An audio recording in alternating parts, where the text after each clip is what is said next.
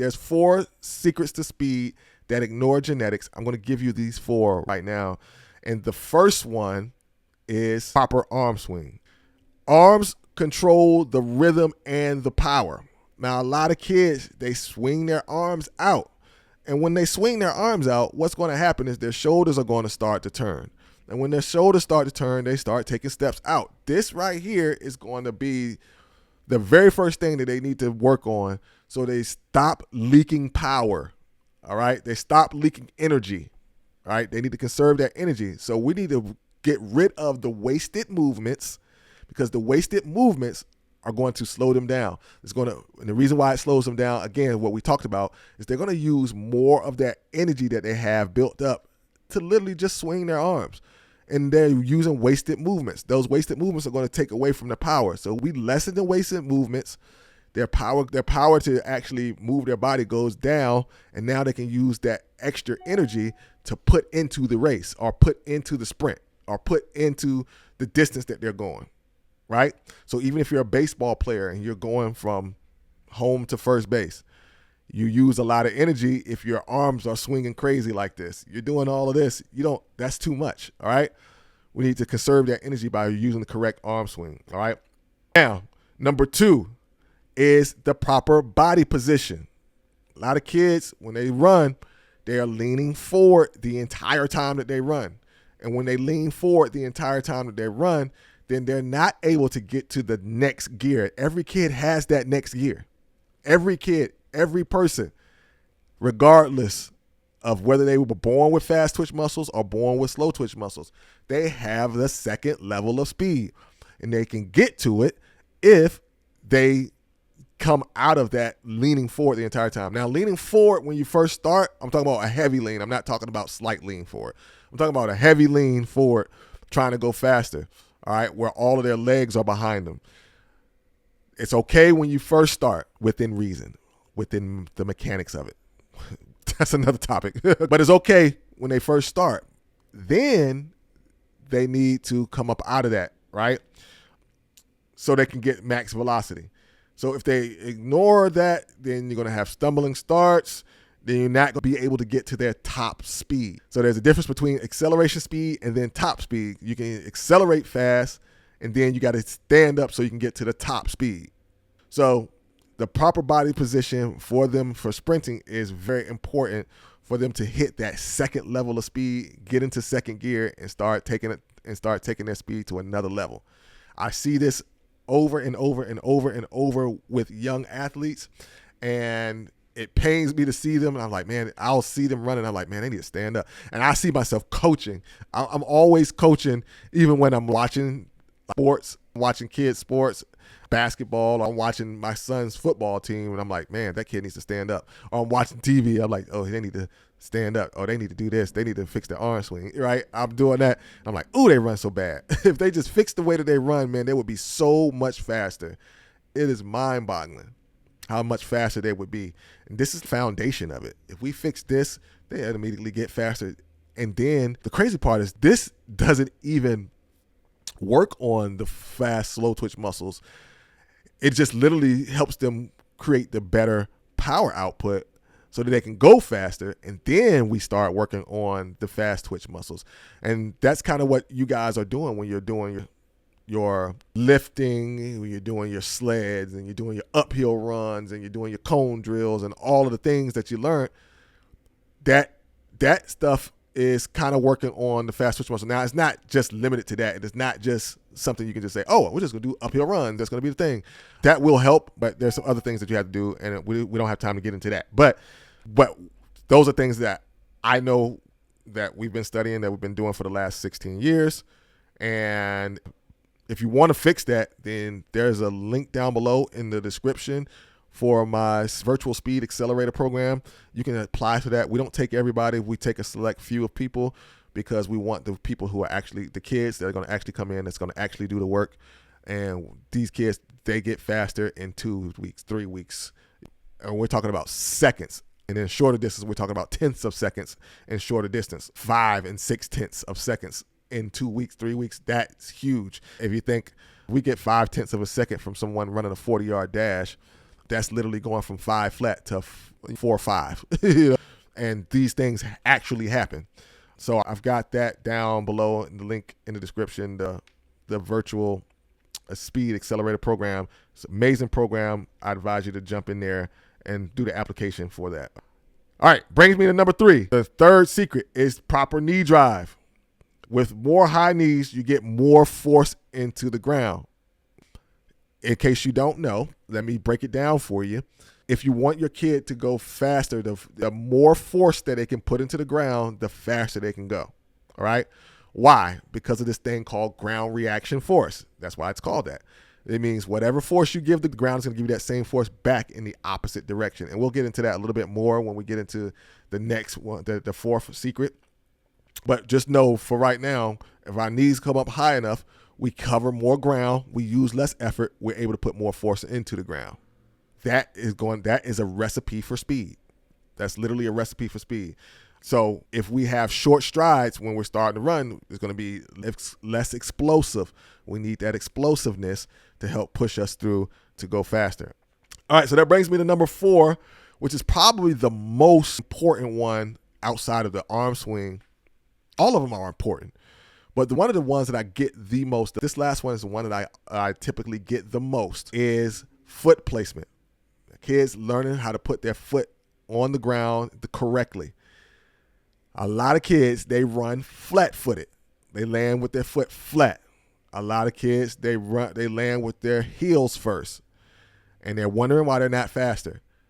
Why are they not faster when they do that? Here's 2 problems that they're having with these 2 things. Number 1, it can cause injuries to the ankles, to the knees, to the hips. If they run improperly, with their feet land flat-footed or on their heels, it can cause issues. Legs, knees, hips, ankles, shins. They're going to get themselves hurt. Bottom line. The other reason is because of ground reaction force, which we just talked about just a minute ago, is the force that you put in the ground's going to give you that same force back in the opposite direction. So if you're landing flat-footed, remember, you land flat-footed, you're putting force straight down into the ground with your flat foot. The ground is giving you force straight back up, right?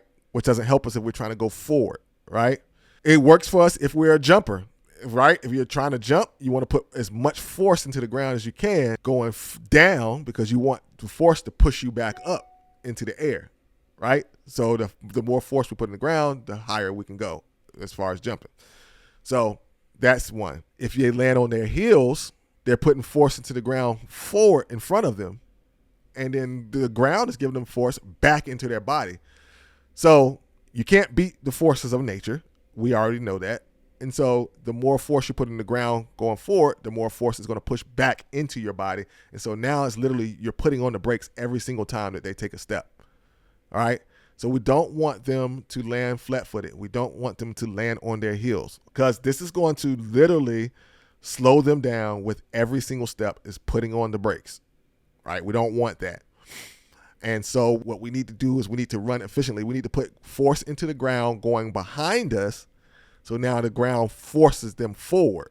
Does that make sense? It should make sense to everybody. I talk like that because I'm a teacher, and so I always ask questions. Does that make sense? Right?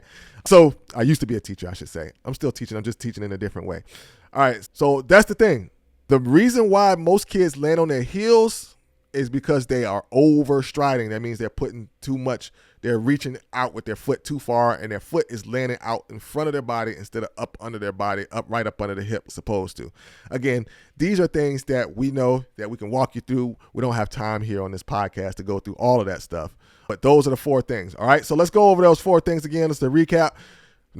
4 secrets to speed that ignore genetics. These things can get your kid faster, and you don't have to worry about genetics. You don't have to leave the backyard. You're not going to have to go do a bunch of a long training. You don't have to go out and train for 2 hours to get this done. You don't. In fact, the kids that we're only training for about 15 to 20 minutes on this thing 3 times a week, and we fix these things. Boom, they start running faster, and genetics has nothing to do with it. It is all physics. Once they learn how to do these things, guys, they will start running faster. Genetics has absolutely nothing to do with it.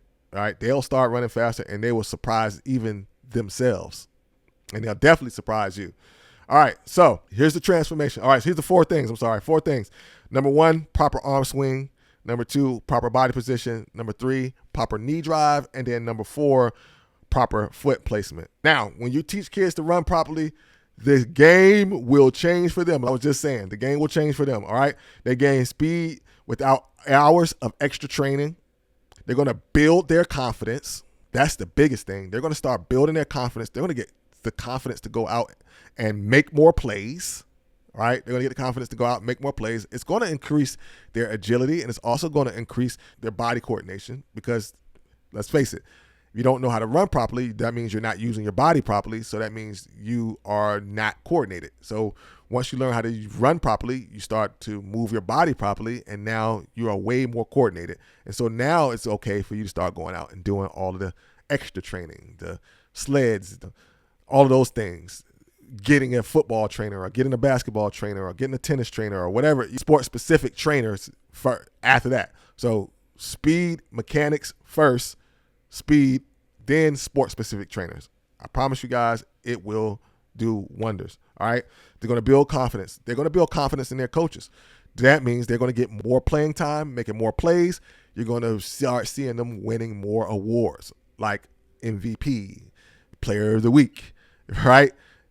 All conference, right? It all starts with teaching them how to run properly so they can start running faster. So, guys, if you want to fix this, I want to invite you to apply for my Virtual Speed Accelerator Program, where I'm going to do this for your athlete. I'm going to help them do this. They'll be training with me. I'm going to work on all of this stuff for them so you don't have to think about it. And literally, with this program, you don't even have to show up for them. They can go right in the backyard, and the way we do it, they can do it directly with me, and I'll help them out. I'll write all their plans so you don't have to think about it. No more searching on YouTube. No more. Still search for me on YouTube, though. Don't forget about me. All right, so no more searching YouTube. No more reading blogs. No more reading articles. You got somebody who's been doing this for 16 years that will take care of it and do it for you.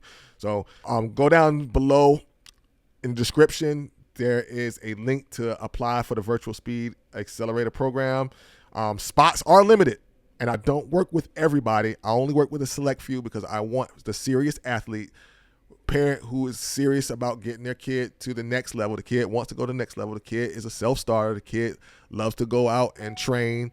Kid wants to get or express that they want to get better, and they're ready to train and ready to do the work to do it. That's the type of kid that I'm looking for.